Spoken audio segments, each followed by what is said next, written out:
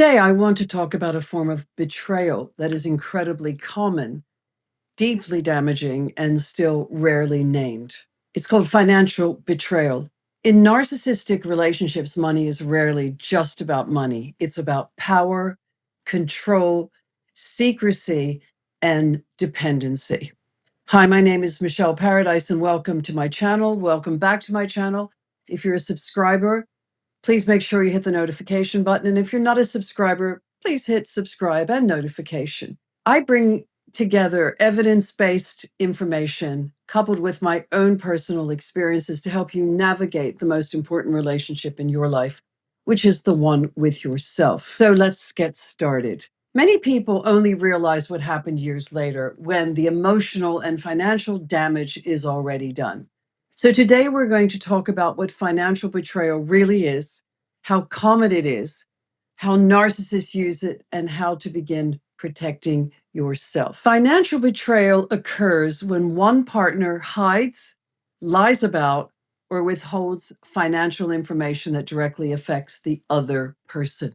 This can include secret bank accounts or credit cards, hidden debt, undisclosed spending, making major financial decisions without consent, lying about income, assets, or obligations. Research shows that over 40% of people in committed relationships admit to some form of financial deception. Nearly half of couples say financial betrayal feels as painful as physical cheating, and for many, even more destabilizing. Because money impacts safety, housing, freedom, and future planning, holidays, vacations, college, tuitions, things like that.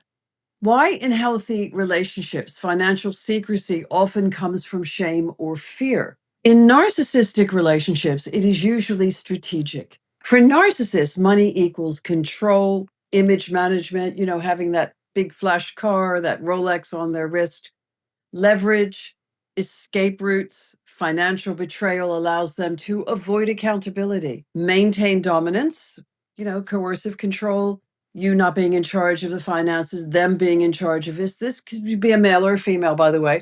Keep options open. That's another thing. And ensure you remain dependent or uncertain. Studies also show that around 1 in 3 people hide debt or major purchases, which in narcissistic dynamics often creates imbalance and confusion rather than partnership. Women do this. They might go and make that very expensive purchase on clothing and hide it from their partner, their husband, hide it in a cupboard, leave it at a friend's house, whatever, they're hiding it, even if it's something small, because they don't want to be chastised. Or, maybe the partner, as I said, buys a Rolex watch and keeps it at work and only wears it when he's at work because he doesn't want to know his partner to know how much money he has spent on it. So here's how this often shows up in narcissistic relationships. You're told you're bad with money while they control it. So, darling, you're not really good with money, so let me be in charge of it. I will multiply it, double it, triple it, whatever. Number 2, you're excluded from financial decisions that affect you. Accounts, bills, or documents are kept from you.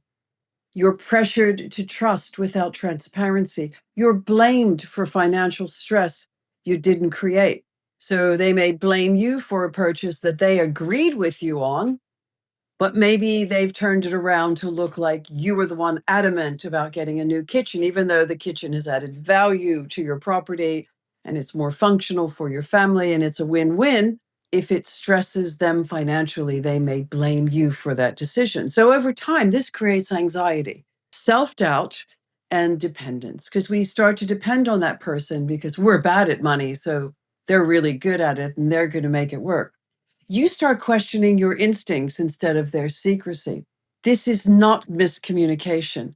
This is financial manipulation. Financial betrayal doesn't just harm your bank account. It harms your nervous system. Many survivors experience chronic anxiety, fear around spending or security, loss of confidence, shame for not seeing it sooner, difficulty trusting themselves again. Financial deception is also linked to up to 40% of divorces, often discovered only when the damage is already too severe to get it back.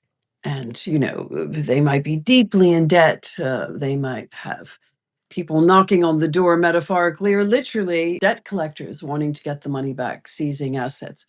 This betrayal destabilizes your sense of reality because it undermines your safety and your autonomy at the same time. It's a very complex form of betrayal because if we're betrayed sexually or emotionally betrayed with another person, there is the other person. It's quite clear. Like something you can hold in your hand. This isn't. This is very ambiguous. This is quite nebulous. And we can't really put our finger on what it is. So financial betrayal often traps people.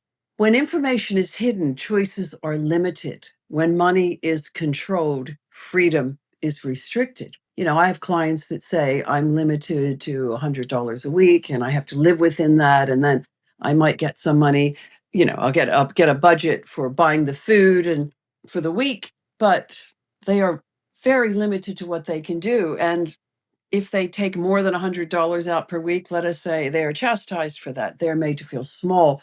They are made to feel like children. And it really does set us back. It really infantilizes us. This is why many people stay longer than they want to in a relationship. There is also this one up in a relationship where somebody is in control of the money. And I'm sorry to say that in my experience, I've seen it to be much more men that have the control. So the women feel financially stuck that they can't get out because they have no money of their own. They've put everything into one pot, which I do not recommend. I really do not recommend doing that. I know that that feels like a good thing to do with a partner in the beginning and very fair, but that means that they can ultimately have control of all of the money. You should always have some of your own money, not because you're anticipating the worst. It has a psychological effect on you of knowing that you have a safety net for something that your family might need, maybe your parents might need, something you might need in the future. So, this is why, as I said, so many people stay longer than they want to, not because they are weak, but because financial abuse removes options, like I just said, slowly, quietly, invisibly. You don't see it, it's under the radar. Understanding this removes shame and replaces it with clarity. So here's the most important takeaway: transparency is non negotiable in a healthy relationship. You are entitled to access, information, consent, financial agency. If money feels secretive, controlling, or weaponized, trust that signal. Financial betrayal is not a misunderstanding, it is a big red flag. And clarity is the first step toward reclaiming your power. And my best piece of advice: if you feel that you are the victim of financial betrayal, and maybe you're going through a divorce or you want to go through that divorce, it's worth an investment in a forensic accountant who can dig deeper and find out where the hidden money is. Because if they're hiding money, you go to court for child support or alimony or any of those things in terms of support, they can say that they have far less than they have. And I see this a lot with my clients. Okay. So consider an investment in a forensic accountant. It will be worth it. What you find will far exceed your investment in a forensic accountant. If this resonated, stay connected. We'll continue unpacking the hidden dynamics of narcissistic abuse and how to protect yourself moving forward. And if this is something that didn't specifically resonate with you, but you know somebody it might help, please share it with them. Get them to follow my channel because I have lots of information that can help, certainly going through a divorce. All that remains for me to say is thank you very much for following me today, and please stay safe.